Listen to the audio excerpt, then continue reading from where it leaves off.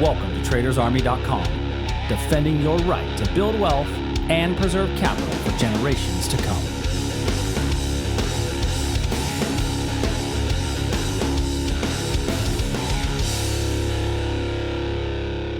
What's up, everybody? It's Friday. Welcome to the Friday morning edition of the Daily Market Commentary. I'm your host, Chuck Fulkerson. Hope you all had a great trading day yesterday as we are alive and kicking and ready to roll. We are up about 7 points this morning in the S&P on some news that the China trade talks have been going well. That was yesterday's breakout entry, as yesterday we had a live trade room. If you are new to the channel, do me a favor, click the subscribe button, hit the notification bell. If you've been around a while, make sure you hit that like button. It means a lot to the computer algorithms and means a lot to me, so please, I would really appreciate it. Let's dive in. S&P this morning. Now, all of these equity contracts and our currency contracts, we have a gap, and that gap is due to rolling over to the March 2020 contract. So we've rolled over to the March contracts. We're still up about 6 points, but it's a little bit of a pullback from the overnight hours. Now, yesterday we had talked about a potential breakout above this area. In our trade feed updates, the level we had actually spoken about was in the Russell, that the Russell was kind of the one for us to pay the most attention to. And the Russell did eventually hit its price target before then coming back down. And then with our gap up, we can see that we have this little area here that price has come back to, and we got a little bounce off of it. So those gaps do actually remain somewhat useful, even if it's a rollover gap. They do have some use to them when we're looking at some of these charts as they're kind of stitching together. I know some platforms have a way of stitching together futures contracts so that you don't see these gaps. I actually like to see these gaps because I found oftentimes these rollover gaps do become potential trade opportunities, specifically in currency markets. I've seen it much more frequently in currency markets than really anything else. But looking at kind of what we have today, we set ourselves at a new all-time high. My belief was that we would have a new all-time high before the end of the year, and so that certainly has come to pass. And so now there's no shorting for me. I can only look at good longs, good quality long opportunities, because those are going to be the ones that give me the best probability of success. And so yesterday's big move, this was a speed candle, so the origin of that speed candle could certainly act as a potential reversal point. So keep an eye on this area down here. Same thing with the NASDAQ. So the NASDAQ yesterday on a 15-minute, I was in a class on a 15-minute time period talking about a potential short at this area. But while we were in class, I said, I'm not taking it. It doesn't seem to make sense for me overall. The breakout is still the better trade. And then, boom, we popped right up through there. So no, not overly surprising in that fact. I will say that we have the origin of that move right here that still could act as a potential area of demand. Now, could we come down to there? Sure. And if we show some basing in here and it gives us a proper breakdown setup, that's the only way that I'm willing to short to come back down into that region. Crude oil. So crude oil, we got our breakout above this level, but we didn't really go anywhere after the breakout. So if you 6 candle rule that thing, 1, 2, 3, 4, 5. After 6 candles, it basically had gone nowhere.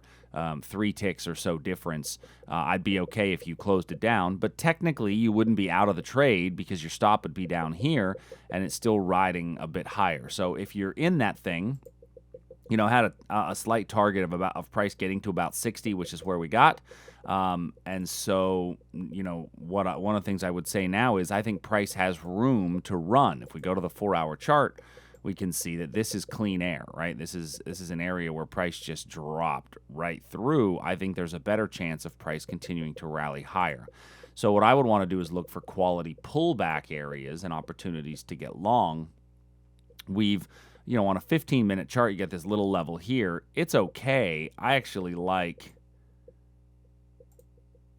this little area right here, this wick over wick area here, much better right there at 59 if indeed we pull back into that region. And then there's also this little area down here, but I don't like this one quite as much.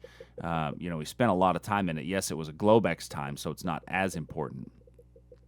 but there's a chance we could just roll up right from here. And on a pullback, we're getting a little bit of a pullback. If we get a candle-to-candle reversal, I'm okay with going candle-to-candle to ride this thing up as well. Gold. So looking at our gold levels yesterday, so in our in identifying some potential reversal points in gold, I did identify this as a potential reversal point for gold. Unfortunately, we popped out of there in the morning, right at the gold market open, and then we sold off and blew right through that zone. It was a well-defined level that looked good until a news announcement caused it to go through. And it's tough to be on the other side of those big old news announcements that are going to cause those huge price swings, and that's what we got caught on that side. Now, this does set up with a little wick over wick area up here, similar to our equity market, to our oil market down below. It's a wick over wick below a pivot high. So that could be an effective level, but it's got to be in purple. Now, we came close, so close to the level up here that was a decent little level that now I need to switch to a confirmation entry because we came close and didn't get in. That's the way that I handle those confirmation entries overall. So we anticipate most of these speed candles to get retraced, but those speed candles may or may not get retraced in full, in a very short period of time. So if we continue to rally up, great. I look at the 15-minute chart and I see much more selling pressure, and I think there's a better chance the price continues to come down.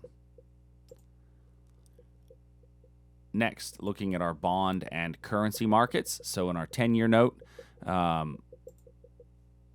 we had a confirmation entry here on our hourly confirmation entry, and price came into the level. We got a little move away, and then so we had 1, 2, 3, 4, 5, and on the 6th candle, the market was closed for the day and had gone nowhere. Right, so there's no reason for us to consider this one, although we gapped down on the contract rollover, and we've been rallying up ever since. Now, this is actually putting in a really nice tweezer top at the moment, and your better probabilities are for price to continue to fall. So I would still look for a potential candle-to-candle reversal short on the hourly time period, and the tweezer top that we're putting in right now, we're about 35 minutes through this candlestick, and it'll be printed here in 25 more minutes. If this wick stays the way it is, if this candle stays with these two tweezer top wicks, that is a beautiful setup for a potential reversal. Looking at the Aussie. So the Aussie, we've gapped up into this supply area. However, this was once again our contract rollover. We actually gapped above the supply area, if you take a look here. So that would invalidate that zone, gapping up above there. I still think that the gaps matter in rollover gaps, specifically on currencies. So I'm going to use this area down here, which is the origin of that gap, as a potential reversal point. And then this area up here, I'm just going to remove that level. We already came close to it, and we didn't hit it, and I'm in a bigger picture upward trend. I'm just going to remove it, but this would be a nice potential pullback area for us to get long again. In the euro as well, very similar picture. We gapped way up on the announcement, on the rollover move. Huge gap move combined with the news, and so with that kind of a gap, we gapped up into what I thought was our potential short area based on the daily chart. I said, well, that's our next real strong level of supply, and we gapped right up through there. Now, I will say we've had a lot of rollover gaps throughout the last few years. This is by far the biggest. If I take a look, right? Remember, these gaps roll over 4 times a year, and so you've got a few of them in here that are worth paying attention to. None of those here.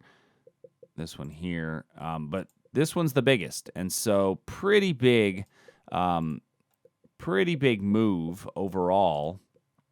That could be indicative of a trend change. Now, on a daily chart, you might, if we gap, if we come down from here, you may get a little bit of a of a pullback as it kind of fills into that area, but I'd have to do it on a breakdown below here using the right breakdown rules. Right below here, and we're getting a lot of basing. We're getting a lot of selling pressure coming into here, so it'd be nice to see some basing. We may get a breakdown out of that level. Canadian dollar, same picture. We had a really nice breakout long on the Canadian dollar, set up for 2 potential reversal points. Have not come back to those areas yet, so I'm going to leave what we have in place there. Great British pound. We had a demand level in the pound yesterday that we determined there was 2 levels. There was a confirmation entry as well as a long entry, and our confirmation entry hit with a nice little move away, and then we got our gap up certainly on the contract rollover and the change as we moved down, breakdown right into that area. So now I'm going to remove that level, and as price is kind of coming down, we had that blue line there as an area where, okay, if we chop below there, we could break out above. Well, we certainly didn't chop below there, but it could still act as a fair price value area. So keep an eye on that.